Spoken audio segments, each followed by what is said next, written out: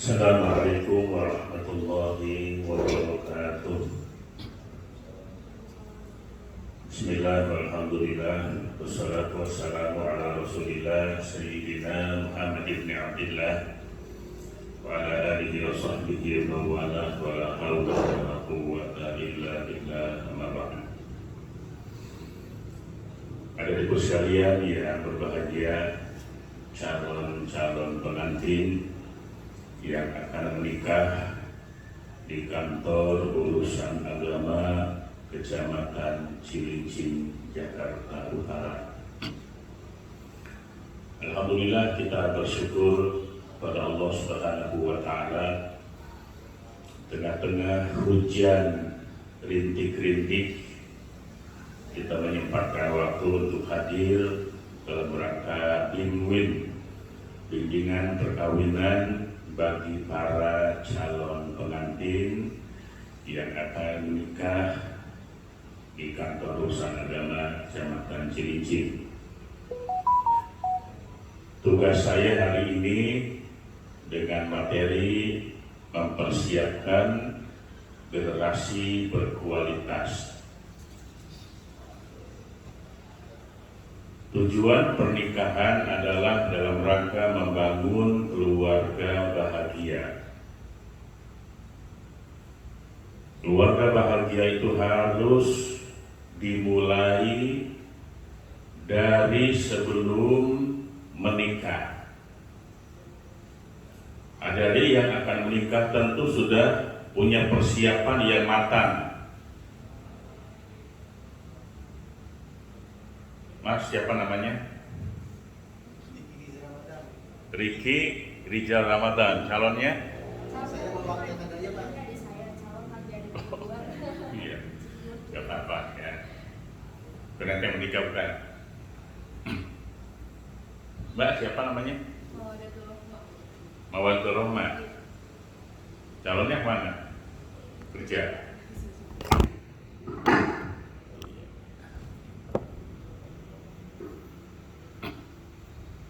Ini siapa namanya? Ahmad Prayo, Pak. Ya, Ahmad Prayo, Pak. Ahmad. Prayo, Pak. Ini calonnya? Alhamdulillah, persiapan pernikahan. Kalau Ustaz Tibet mengatakan ada 5 fase sampai menuju jenjang pernikahan. Nazratan fatabassamu fatakallamu famau'idun waliqa'un. Nazratan, pandangan bertemu pandangan, mata bertemu mata. Lalu yang kedua, fatabassamu, mulai tersenyum. Fatakallam, yang ketiga saling berkenalan. Yang keempat, famau'idun, ada janji. Ada janji ya. Ada lamaran, pinangan, namanya khitbah, melamar, meminang. Sampai fase yang keempat ini sudah dilalui. Kalau sudah daftar di KUA, artinya dia sudah meminang, sudah melamar, bahkan sudah menetapkan waktu. Kapan Ahmad nikahnya? 12 Maret. Si lama ya? Kelamaan enggak? Nungguin Maret? Lumayan lama ya. Tiap hari lihat kalender, hitungin tanggal. Sekarang baru tanggal 30 Januari. Masih 1 bulan lebih. Baru yang terakhir nanti waliqa'un, pertemuan serius.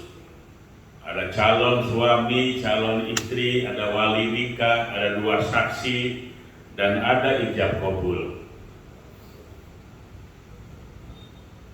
Maka ketika dia sampai kepada saat yang sudah ditetapkan,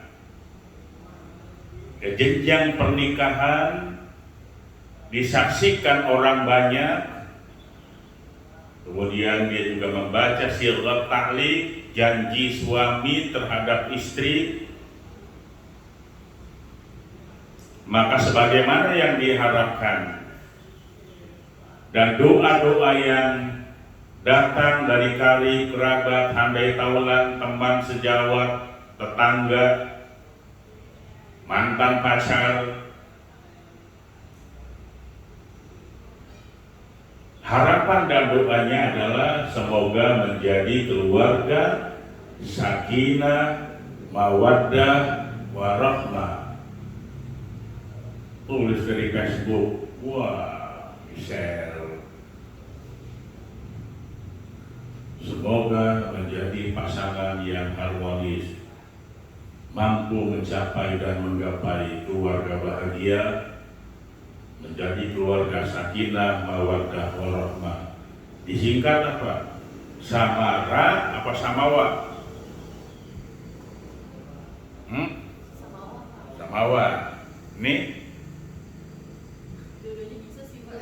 dua-duanya bisa. Nih, samawa. Nih, samawa. Yang benar adalah samara, sakinah, mawaddah, rahmah. Wawunya itu dan ya atau jangan salah tulis nih ya. Semoga menjadi keluarga samara. Oh, itu yang benar. Sakinah, mawaddah, rahmah. Adik-adikku sekalian yang berbahagia, mempersiapkan generasi berkualitas. Manusia tidak dapat mengelak dari proses regenerasi berupa berakhirnya peranan suatu generasi untuk diganti oleh generasi berikutnya. Zaman akan berubah. Zaman orang-orang tua kita dulu berbeda dengan zaman kita. Zaman yang kita sekarang ini akan berbeda dengan zaman anak-anak kita nanti. Karenanya Nabi Shallallahu Alaihi Wasallam mengajarkan kita, alimu auladakum bi annahum makhluquna di zamanin ghaira zamanikum. Ajarilah anak-anakmu sekalian, karena mereka akan hidup di satu zaman yang berbeda dengan zaman kamu sekalian. Nah, jadi orang tua itu harus mempersiapkan anak-anak yang nanti kelak bisa diharapkan sesuai dengan kehidupan zamannya. Kalau sekarang tahun 2023, kalau tahun 2024 adik-adik sudah melahirkan, umur anaknya baru 1 tahun. Nanti sampai tahun 2050 atau 2040, anak-anak itu usianya baru sekitar 17 tahun, 16 tahun. Zamannya sudah berubah jauh dari zaman sekarang yang kita hadapi. Nah, maka dipersiapkan. Dari kapan kita persiapkan? Dari sebelum kita menikah. Nah, sekarang kita sedang mempersiapkan generasi-generasi berikutnya, anak-anak yang kelak nanti akan dilahirkan oleh pasangan yang akan menikah. Tentu proses ini harus dimulai dengan cara-cara yang baik dan benar. Pertama, adik-adik itu menikah sesuai dengan aturan. Pertama, umur. Minimal berapa tahun nikah umurnya? 17 ya. Hah? Laki-laki 25. Itu idealnya. Tapi hukum undang-undang itu laki-laki atau perempuan minimal berusia 19 tahun. Kalau sebelumnya perempuan 16, laki-laki 19. Tapi yang sekarang itu sudah berubah. Baik laki-laki ataupun perempuan minimal berusia 19 tahun. Sudah boleh menikah. Nah, persiapkan pertama adalah usia yang matang. Ya syukur lebih dari 19 tahun.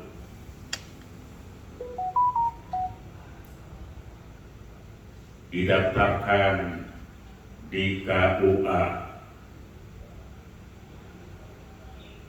Dan nanti ketika dia menikah sesuai dengan syariat agama Islam dan perundang-undangan yang berlaku di Negara Kesatuan Republik Indonesia. Adik-adik sekalian yang berbahagia, jadi persiapannya dari sekarang. Setelah menikah, sah dia sebagai suami dan istri. Tentu ada aturan-aturan yang harus dilakukan oleh pasangan suami istri. Biarpun dia sudah halal, sudah sah, lalu bagaimana dia bisa memperlakukan istrinya? Bagaimana istri itu bersikap terhadap suaminya? Di situ diatur. Bagaimana hubungan suami istri, laki-laki sebagai pemimpin rumah tangga, sebagai kepala keluarga, dan istri itu sebagai anggota keluarga. Kalau sudah suami istri nanti harus kartu keluarganya jadi satu. Ya, nomor 1 Ahmad, statusnya sebagai kepala keluarga. Nomor 2 perempuan sebagai istri, anggota keluarga. Diatur. Adik-adik sekalian, Allah Subhanahu wa taala berfirman dalam Al-Qur'an, wa yasal ladzina law taraku min khalfihim dzurriyyatan dhi'afan khafu 'alaihim falyattaqullah wal yaqulu qawlan sadida. Hendaklah takut kepada Allah orang-orang yang meninggalkan generasi yang lemah di belakang mereka. Jangan sampai nanti punya turunan yang lemah. Pertama apa? Lemah fisiknya. Coba nih kalau perempuan lagi hamil nih, hamil, yang diharapkan apa? Yang diharapkan pertama ini kehamilannya dijaga. Persoalan anak soleh, solehah belakangan. Jaga dulu nih kehamilan. Supaya apa? Bayi yang dikandung oleh seorang istri itu bisa terawat, terjaga dengan baik dan benar. Jaga. Udah dengar belum? Kalau perempuan itu hamil, pertama ngidam. Udah dengar ya? Suka apa? Ayo kita jangan malu-malu, jawab. Suka apa kalau orang hamil tuh? Rujak, mual-mual ya, mual-mual, pengen ngerujak. Ini suami mesti paham nih, perlu perhatian yang lebih. Aneh-aneh ya, pengen dimanja, pengen dibelai, pengen dipeluk. Jangan dimarahin, apa-apaan sih kamu nih? Pagi-pagi pengen makan rujak, tengah malam pengen ngerujak, suami pulang kerja capek, lihat istri di rumah tidur terus. Kenapa kamu tidur terus? Oh lagi ngidam. Mesti dimaklumin ya Mat ya. Lagi ngidam. Pak tolong beliin ada aja yang diminta. Turutin nggak? Bener ya, Yanji? Turutin. Selagi kita ini mampu. Yang dimintakan yang pasti mampu ya. Nggak ada yang minta, bang, tolong dong beliin kereta api. Nggak ada. Malam-malam pengen naik kereta. Tentu yang diminta yang dia mampu. Toh juga ringan mintanya. Kali minta rujak.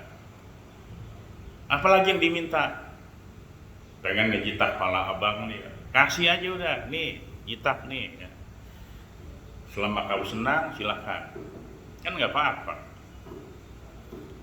Nah, menjaga kehamilan terus dijaga. Berapa lama sih orang itu hamil sampai melahirkan? 9 bulan. Harga mati itu.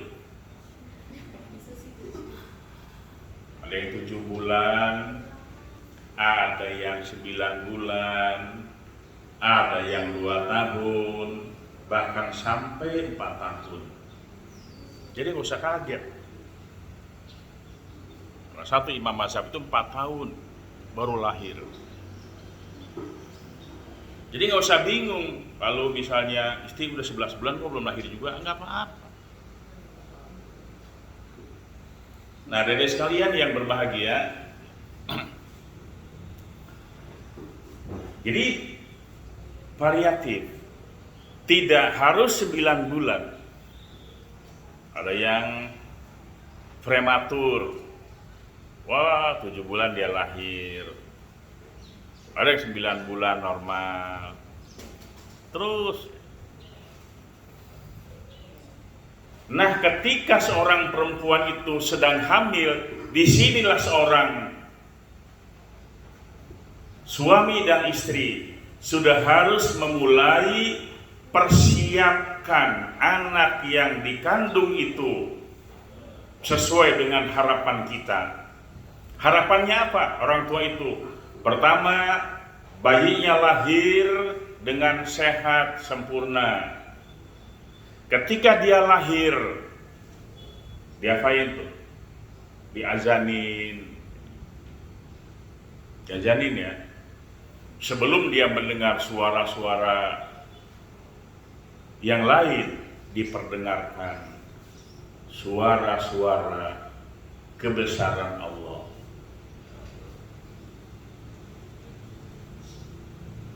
Kamu nggak lahir, sudah menikah harus siap hamil, siap gendong bayi di perut, siap lahir, udah siap ya. Kalau istrinya sedang hamil, ada tugas suami. Tugas suami diusap-usap perut istrinya.